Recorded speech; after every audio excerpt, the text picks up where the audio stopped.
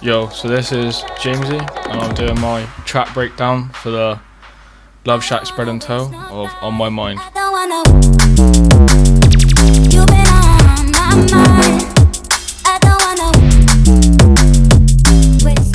Easily one of the best tracks I've ever done, like numbers wise, support wise. Got lots of remixes coming and got a good VIP coming as well. Started off with just like a really basic like kick and snare drum loop, so it's really kind of not much to it. It's really basic drum loop, and then I sort of added some hi-hats to it, like gives it more flow to the drums, like progresses it a little bit. The real thing is when you layer the jungle breaks on it. So you layer the first break, which is like for the first kind of 16 bars progression, and then I kind of change as the song moves. Change into a different jungle break, so I use a little aiming break to kind of transition into that next section of the track, so it goes here into the next part, and I think it really gives it like really good layers and makes your drums flow a lot more.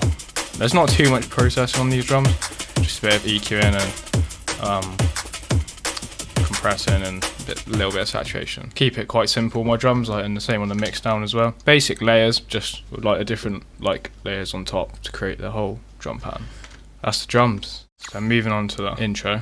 Started off, I've just got this like pad, this beginning pad.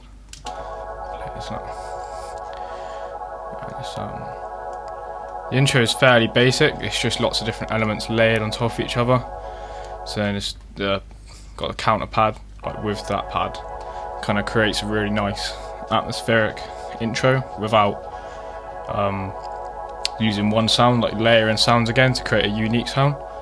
And I've just got little effects here, and then goes into the drums in the beginning, like drums with like the lo-fi filter or LFO filter, whatever you want to call it.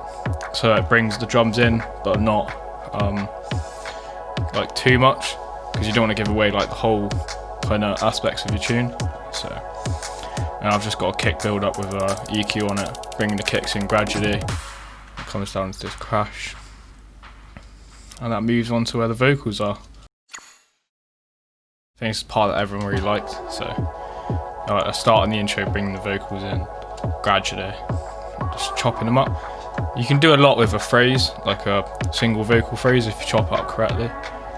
So as you can see, I've got the lo-fi filter bringing them up, and then when you have the kick build up, it crashes, and then you've got the vocals, and that moves on to the drop. There's actually two drops. There's a drop at the beginning on 33 bars, and I like to put another one in around like 64, about halfway in the tune, just to give it more flow to it. So the first drop drops into these 808s that everyone loves. It's the best part, I think. And the sounds are fairly simple, like these foghorn kind of sounds. So the 808s here,